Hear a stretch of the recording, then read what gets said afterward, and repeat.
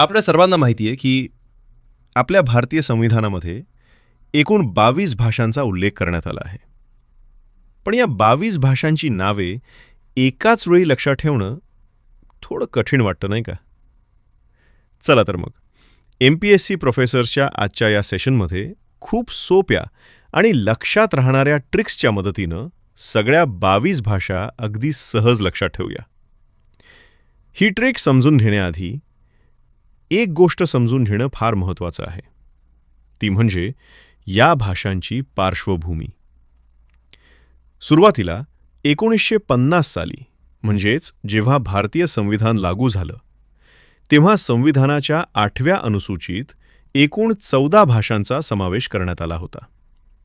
त्या 14 भाषा म्हणजे आसामी, बंगाली, गुजराती, हिंदी, कन्नड, काश्मीरी, मल्याळम, मराठी, ओडिया, पंजाबी, संस्कृत, तमिळ, तेलुगू आणि उर्दू. यानंतर वेगवेगळ्या घटनादुरुस्त्यांद्वारे आणखी काही भाषा संविधानात जोडण्यात आल्या. 1967 साली झालेल्या 21व्या घटनादुरुस्तीमध्ये एकूण एकच भाषा 8व्या अनुसूचीत जोडण्यात आली, सिंधी. 1992 साली झालेल्या 71व्या घटनादुरुस्तीमध्ये एकाच वेळी 3 भाषा जोडण्यात आल्या, कोंकणी, मणिपुरी आणि नेपाळी. आणि 2003 साली झालेल्या 92व्या घटनादुरुस्तीमध्ये एकूण 4 भाषा संविधानात समाविष्ट करण्यात आल्या, बोडो, डोगरी, मैथिली आणि संथाळी. म्हणजेच 14 + 1 + 3 + 4 बराबर 22 भाषा आज आपल्या भारतीय संविधानात आहेत. आता येऊया खऱ्या मुद्द्याकडे. ती म्हणजे ती खास ट्रिक जिची तुम्ही सगळे विद्यार्थी आतुरतेनं वाट पाहत होता.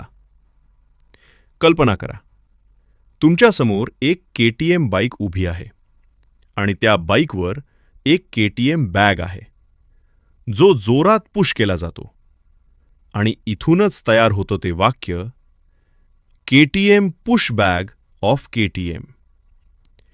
या एका वाक्याच्या मदतीनं आपण संविधानातील मूळ 14 भाषा अगदी सहज लक्षात ठेवू शकतो. पहिलं के म्हणजे काश्मीरी भाषा. ही भाषा काश्मीर खोऱ्यातील श्रीनगर, अनंतनाग, बारामुल्ला आणि पुलवामा या प्रमुख जिल्ह्यांमध्ये बोलली जाते. पुढचं टी म्हणजे तमिळ भाषा. ही तमिळनाडू राज्याची भाषा असून चेन्नई, कोयंबतूर, मदुराई आणि तिरुचिरापल्ली सारख्या प्रमुख जिल्ह्यांचा समावेश होतो. आता एम म्हणजे मराठी भाषा. ही संपूर्ण महाराष्ट्र राज्यात बोलली जाते, ज्यामध्ये मुंबई, पुणे, नागपूर आणि गडचिरोली सारख्या प्रमुख जिल्ह्यांचा समावेश होतो. यानंतर पी म्हणजे पंजाबी भाषा.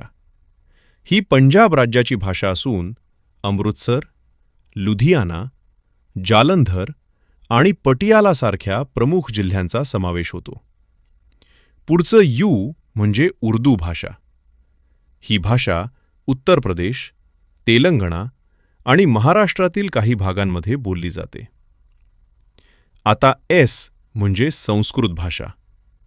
ही प्राचीन भाषा असून धार्मिक आणि शैक्षणिक अभ्यासात आजही वापरली जाते. यानंतर एच म्हणजे हिंदी भाषा. ही उत्तर प्रदेश, मध्य प्रदेश, बिहार आणि राजस्थान या राज्यांमध्ये मोठ्या प्रमाणावर बोलली जाते. आता बी म्हणजे बंगाली भाषा. ही पश्चिम बंगाल राज्याची भाषा असून कोलकाता, हावडा, दार्जिलिंग आणि मुर्शिदाबाद सारख्या प्रमुख जिल्ह्यांचा समावेश होतो. पुढचं ए म्हणजे असामी भाषा. ही आसाम राज्याची भाषा असून गुवाहाटी, डिब्रूगड, जोरहाट आणि सिलचर सारख्या प्रमुख जिल्ह्यांचा समावेश होतो. यानंतर जी म्हणजे गुजराती भाषा. ही गुजरात राज्याची भाषा असून अहमदाबाद, सुरत, वडोदरा आणि राजकोट सारख्या प्रमुख जिल्ह्यांचा समावेश होतो. आता ओ म्हणजे ओडिया भाषा. ही ओडिसा राज्याची भाषा असून भुवनेश्वर, कटक, पुरी आणि संबलपूर सारख्या प्रमुख जिल्ह्यांचा समावेश होतो. यानंतर पुन्हा के म्हणजे कन्नड भाषा. ही कर्नाटक राज्याची भाषा असून बेंगळुरू, म्हैसूर, हुबळी आणि मंगळूर सारख्या प्रमुख जिल्ह्यांचा समावेश होतो. पुढचं टी म्हणजे तेलुगू भाषा.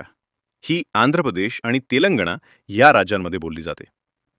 आणि शेवटचं एम म्हणजे मल्याळम भाषा. ही केरळ राज्याची भाषा असून तिरुवनंतपुरम, कोची, कोझिकोड आणि त्रिशूर सारख्या प्रमुख जिल्ह्यांचा समावेश होतो. तर अशा प्रकारे आपण मूळ 14 भाषा या ट्रिकच्या मदतीनं अगदी सहज समजून घेतल्या.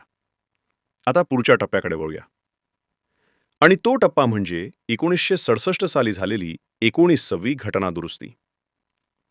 1967 साली झालेल्या 21व्या घटनादुरुस्तीमध्ये संविधानाच्या 8व्या अनुसूचीत फक्त एकच भाषा जोडण्यात आली.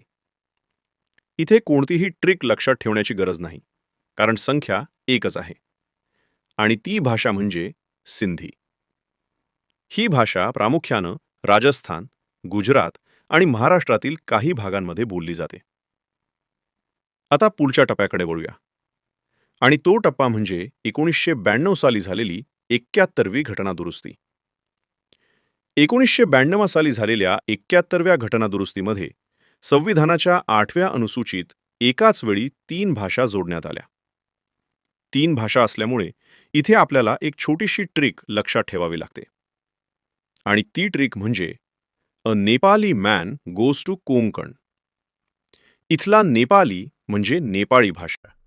ही भाषा प्रामुख्यानं सिक्कीम राज्यात आणि पश्चिम बंगालमधील दार्जिलिंग परिसरात बोलली जाते.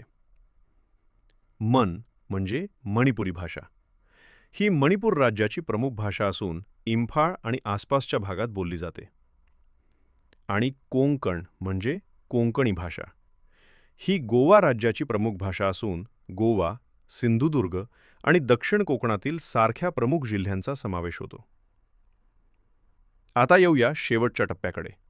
आणि तो टप्पा म्हणजे 2003 साली झालेली 92वी घटनादुरुस्ती. 2003 साली झालेल्या 92व्या घटनादुरुस्तीमध्ये संविधानाच्या 8व्या अनुसूचीत एकूण 4 भाषा जोडण्यात आल्या. 4 भाषा असल्यामुळे इथे आपल्याला एक सोपी आणि लक्षात राहणारी ट्रिक वापरावी लागते. आणि ती ट्रिक म्हणजे बोडो संथाने डोंगरावर मेथी लावली. इथला बोडो म्हणजे बोडो भाषा. ही भाषा प्रामुख्यानं आसाम राज्यातील काही भागांमध्ये बोलली जाते. संथाने म्हणजे संथाळी भाषा. ही भाषा झारखंड, ओडिसा आणि पश्चिम बंगालमधील आदिवासी भागांमध्ये बोलली जाते. डोगरावर म्हणजे डोगरी भाषा. ही भाषा जम्मू प्रदेशात प्रामुख्यानं बोलली जाते. आणि मेथी म्हणजे मैथिली भाषा. ही भाषा बिहार राज्यातील मिथिला प्रदेशात बोलली जाते. बस झालं. फक्त 3 ट्रिक्स आणि संपूर्ण 22 भाषा आपल्या डोक्यात. लक्षात ठेवा, अभ्यास म्हणजे घोकमपट्टी नाही, तर योग्य पद्धतीनं गोष्टी समजून घेणं आहे. आणि जेव्हा अभ्यास आपलासा वाटतो, तेव्हा तो लक्षातही राहतो आणि आत्मविश्वासही वाढवतो.